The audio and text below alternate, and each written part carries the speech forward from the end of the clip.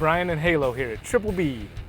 And today we're gonna go check out Dave Dornseif at 3D Reptiles and all his awesome snakes and boas. And we're gonna hear his story about how he traveled across the US with snakes hatching and all kinds of cool stuff. And he has lots of cool animals. He's a great guy. So here we go. Let's check it out. You're watching Triple B TV.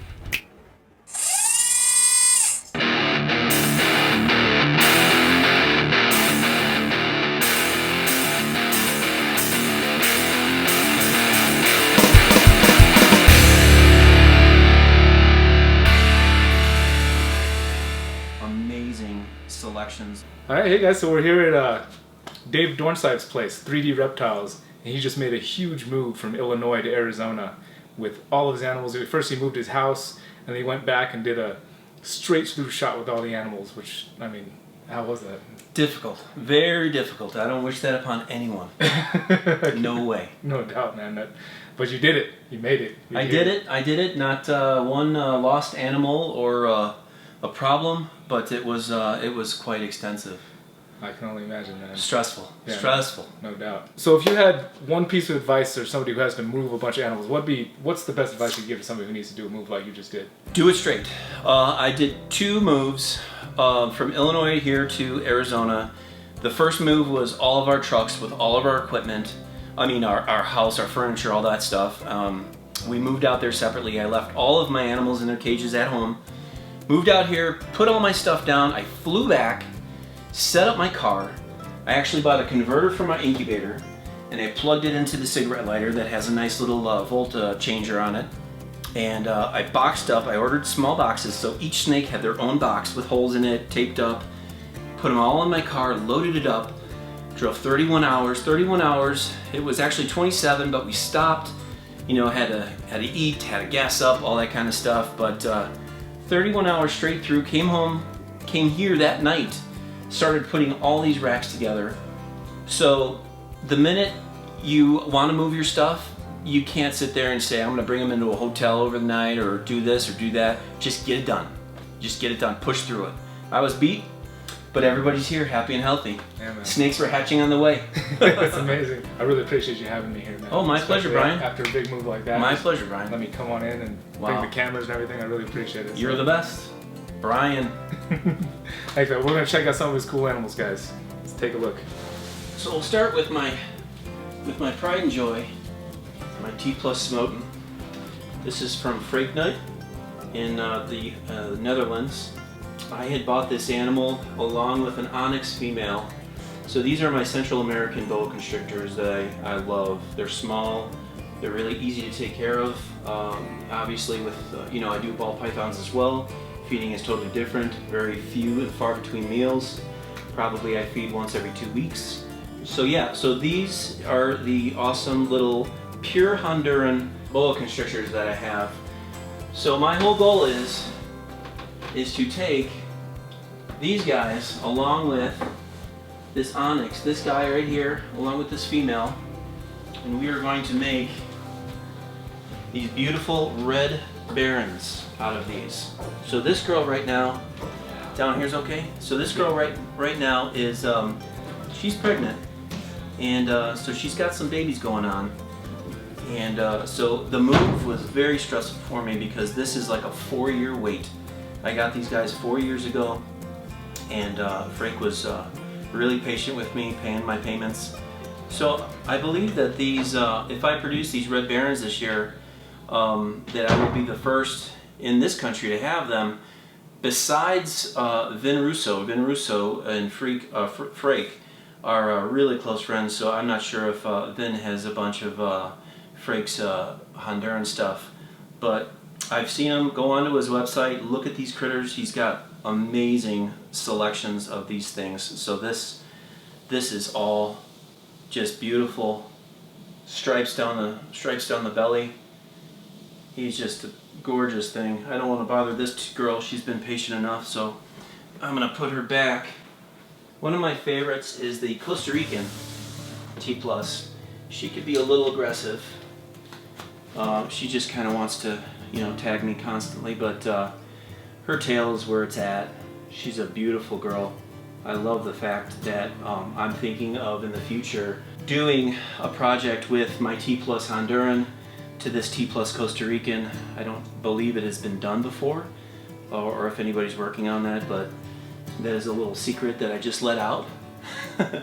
So we'll see. So this girl's got another year of growth. Here's another beautiful one. This one is from Warren Booth, who has become a really good friend of mine. So this is a Lindy line T plus, and she's totally different. Some people compare the Lindys with the Costa Ricans. I think they're both beautiful in their own right. So this girl, she's about 1 year old. She's got 3 more years to go before I see anything coming from her. This is from Frake as well, and not many of these out there. So I had a pair from him, and one, she passed away about a few months after I got her.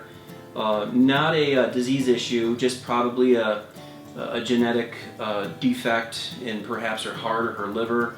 But I've had them all tested, and obviously he's got clean stuff, and he had them all vet tested. But this guy is amazing, so I'm putting him to some of my leopard females to get jungle het leopards, which are, I've seen them in Europe, and they are just really, really fantastic looking animals. So, you know that I love my my small boas. I have a pair of Taramahera. These are the smallest boas. These are from the Sonoran Desert in near Mexico, and just tiny. I mean, this is pretty much, this is a full-size male right here. That's all he's gonna get. And the female, she has another 2 years, perhaps, of growth. So she is she's developing nicely. I like the small boas, you know, and what's to say you don't, you know, keep them pure as what they are, but also add a little bit of different colors in there to see where you can go from these. Super, super friendly. And what else, Brian? What else were we talking about? Oh, we were talking about you hatched out, actually had some eggs pipping while you were on the road. I did. And these eggs, this clutch basically, as I was packing them up, they came out and they were pipping. And here I am driving 31 hours across the state, the country. And these guys were coming out, and this was probably my most anticipated clutch this year. So here I am, a little stressed, a little nervous. What's going to happen? But they're all happy and healthy. The breeding was a bamboo pastel male with a spot nose female.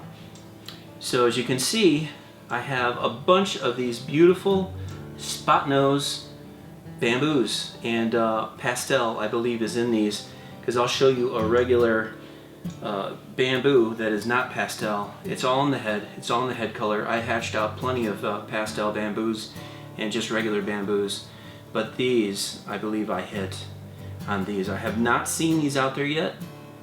I don't even know what to charge for these, but it's not about that. It's about having fun. That's why Brian's here. Exactly right.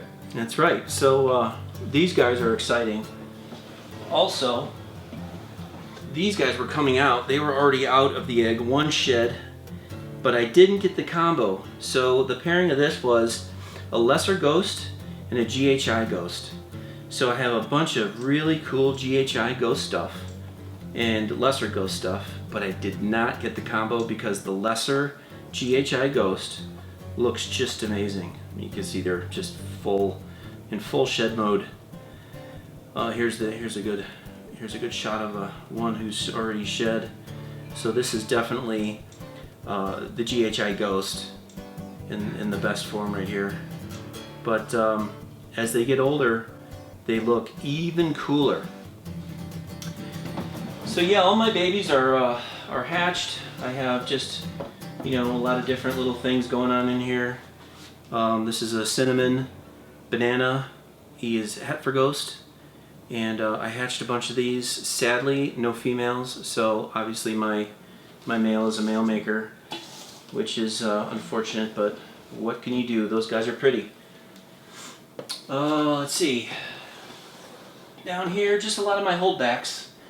These are V18 tubs, and I keep my holdbacks inside there until they're about, I'd say, 500 grams. They feel comfortable. And then what I'll do is I'll take this entire tub and I'll throw it into a V70 with the animal in it. And that way they still can feel comfortable with their spot. They'll eventually crawl out. When I see that they're in their own heating area in the back of the V70s, then I'll just take this tub out and bring the next one. So I only have... That's a good idea. Yeah, That's so a really good idea. yeah, I only have two sizes. I keep the V70s and the V18s, and they work great for hatchlings. And yeah, so a lot of that stuff is ready, but over here I have some pairings going on. What was the one I was really excited about? Obviously, people love leopard and spot nose. So leopard and spot nose make some killer combinations. This female is just awesome. I've looked. She was sold to me as a spot nose, but I really think that there's Pastel in here because she is so different than the other spot nose I have. Not exactly sure of the variation, but this leopard he's het for ultramel. So these guys after a move are a little stressed, so I'm not really bugging them too much. So I'm not going to feed them for another week. You know, it just kind of doesn't make sense to pressure them. Just let them get comfortable back in their cages. And there's a lot of things that you know I'm raising up. A little poop in there, but Breeding's a dirty business. breeding is a dirty business. There's always poop around. Gotta get those pheromones out. Oh yeah, absolutely. Oh, sorry, bud.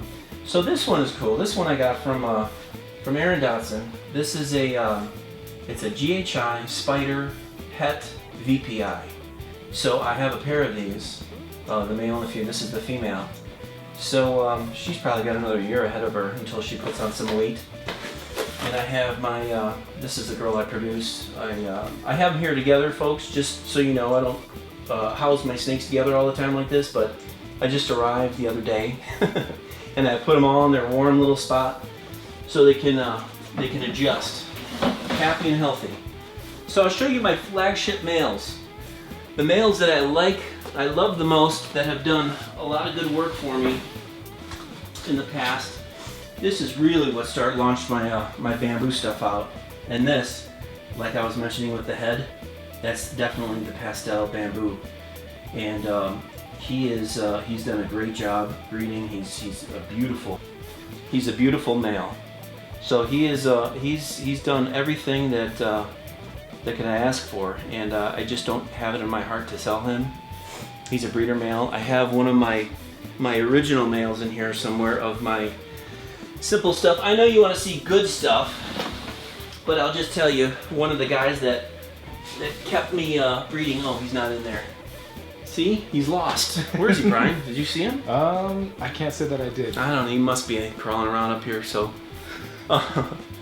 so here I have a lot of different projects going on with the bamboo.